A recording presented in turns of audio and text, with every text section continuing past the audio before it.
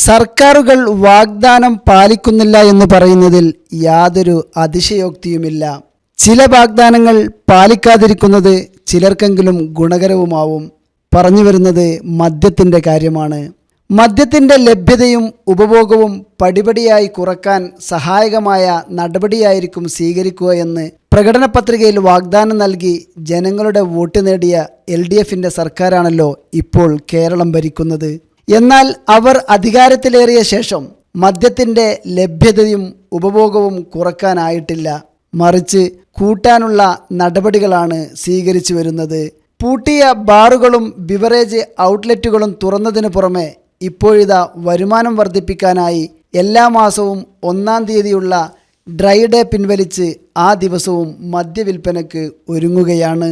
മദ്യം ഇങ്ങനെ സുലഭമായി വിറ്റഴിച്ചിട്ടാണോ പ്രകടന പത്രികയിൽ പറഞ്ഞ വാഗ്ദാനം നിറവേറ്റേണ്ടത്? അങ്ങനെയാണെങ്കിൽ മദ്യപാനം ആരോഗ്യത്തിന് ഹാനികരം എന്ന മുദ്രാവാക്യത്തിന് പകരം മദ്യപാനം മാനസികാരോഗ്യത്തിന് ഉത്തമം എന്ന് തിരുത്തിയാൽ ഇഷ്ടംപോലെ മദ്യം വിറ്റഴിക്കാനും അതുവഴി വരുമാനം വർദ്ധിപ്പിക്കാനും സാധിക്കും. വാഗ്ദാനത്തേക്കാൾ വലുതാണ് സർക്കാരിന് വരുമാനമെന്നിരിക്കെ അതൊന്ന് പരീക്ഷിക്കുന്നതായിരിക്കും നല്ലത്.